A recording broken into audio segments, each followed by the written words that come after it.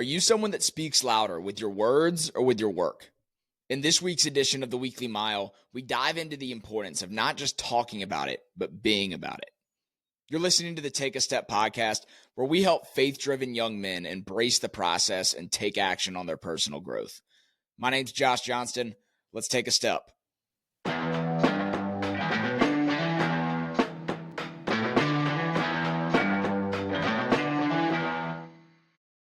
Before we jump into the conversation, I want to give a big shout out to Woodcraft South for sponsoring Take a Step.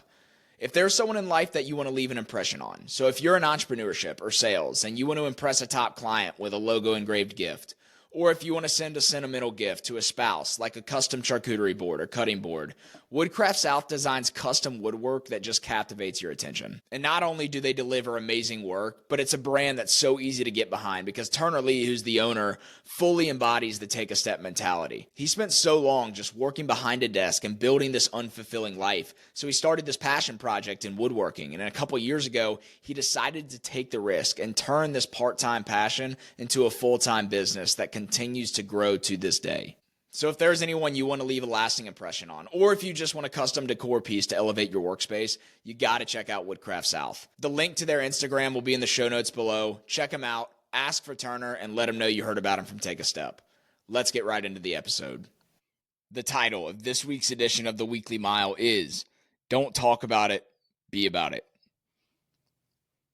Have you ever met someone who always has to make their opinion heard? Or the guy who constantly talks about his skills, achievements, or status? It's easy to assume they're confident, but more often than not, the opposite is true. True confidence doesn't need validation. If you really believe in yourself, would you feel the need to prove it to anyone? Probably not. Here's the truth. Many people compensate for their insecurities by trying to be the part through words rather than actions. They talk because they need external validation. But the strongest people, the ones who actually get results, don't need to impress anyone. They just get to work. And I feel like I can really talk about this because this used to be me. And I feel like it was ingrained in me as from a young age. I grew up a little kid. I was always, struggled with self-confidence because all of my friends were bigger than me, and it took me a long time to develop. And I felt like I was always needing to show and talk about what I was capable of and what I could do because I, to be honest, I didn't have the confidence in myself. So I was trying to make it look like I did so that to everyone else, it appeared like I was confident. And I was really wanting others to affirm the things I was saying. And this is true with so many people. And I guarantee you, most of you guys probably, there are a few names that come to mind when I talk about this. I have a friend who I was buddies with through high school, who's someone that he actually just enlisted and is in Army training right now. And he's someone that never felt the need to talk. He just worked hard, and his work showed.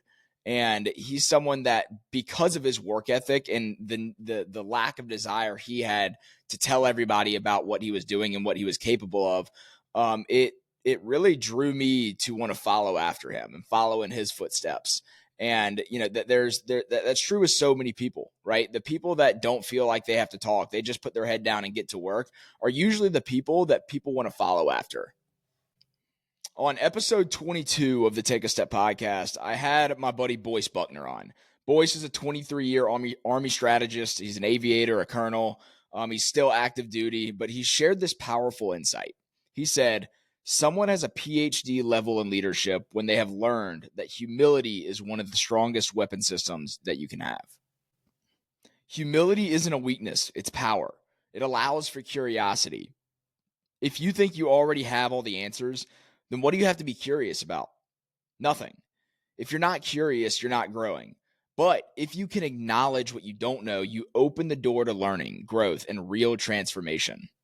Guys, we'll get back to the episode in just a second, but I've got to tell you all about some really exciting news for the future of Take a Step. I'll explain it like this. It took me so long to realize the value in surrounding yourself with the right people and the impact that can have on the person you want to become. So what we're doing through Take a Step is launching the tribe. The tribe is a community of like-minded, faith-driven young men who want to take action on their personal and professional growth. You'll be placed in a small group of like-minded guys who want to build real relationships and push one another to pursue their full potential. What you're going to get out of this group first is just a strong brotherhood of people who want to see you grow just as much as they want to grow. Think of this group as your own personal board of advisors who want to give advice and also celebrate the wins with you along the way. And because of this positive peer pressure, you'll see accelerated growth because it's not just you. You're surrounded with guys who see the value in not only investing in themselves, but also those around them. If this sounds like a group you know you'd want to be a part of, or at least would want to know about, using the link in the description, you can join the waitlist, and that's not a commitment. All it is saying that you want to be the first to know so that once it launches, you can get your spot secured. At the end of the day, you become who you surround yourself with. So who do you want to become, and how are you putting yourself around people that are going to get you to that point? Now, so many people put 99% of their focus on what they do know because it makes them feel good. It makes them think that others look at them and think that guy knows what he's talking about, or that guy's got confidence, so that guy knows what he's doing. And I can say that because, like I said before, that was me. I was the person that always had to talk about and give the appearance that I knew everything, and there was nothing that I had to learn because I thought if people thought that I didn't know something, then they were going to think less of me. And to be honest, it's because I already thought less of myself. David Goggins speaks directly to this in his book, Never Finished. He wrote 2 books. Can't Hurt Me was his first one, and Never Finished was his second one. Highly recommend both of them. But I'm going to read this little excerpt from page 152 in the book, Never Finished by Goggins. He says, "There's no grit at the top, no tests of resolve and steak dinners, 5-star hotels, or spa treatments.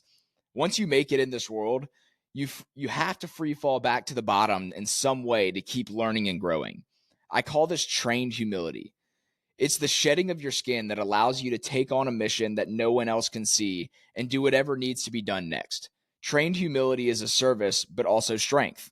Because when you are humble enough to know that you'll never have it all, each lesson you learn only makes you hungrier to learn more. And that will put you on a path that guarantees you will grow all the way to the grave." After reading that, there is so much we can take away because so many people stay stuck because they're too afraid to admit they don't have it all figured out. But the people who actually grow couldn't care less about appearances. They focus on learning from those ahead of them and applying what works. Most successful people love to share their knowledge, but here's the thing: they can't share if they're never asked. On another Take a Step podcast episode 26 with Zach Soder, he talked about the importance of being able to express not what you know, but what you don't know. Because once you start expressing what you don't know, it gives you the ability to ask questions. And when you go to the people that actually have the knowledge and the expertise and ask questions, you'll be surprised at how much they're actually willing to share and want to open up and help people that are a step behind them. And once you uncover and take action on that ability to express what you don't know and go actually ask questions, that's where true growth begins. If you let your ego convince you that asking questions makes you look weak, you'll never get the answers you need to move forward. Your ego is keeping you stuck. Humble yourself and trust the process. The results you want are right around the corner. Block out just a few minutes today for these next steps. First, where do you need support to help you get to where you want to go? Second, who in your life has the wisdom or experience to help you? And then 3, when are you going to humble yourself and seek guidance from them? Block out the time. So, moving forward, don't just talk about it. Be about it. No matter where you are on your growth journey, every mile begins with a step. We'll talk to you in the next episode.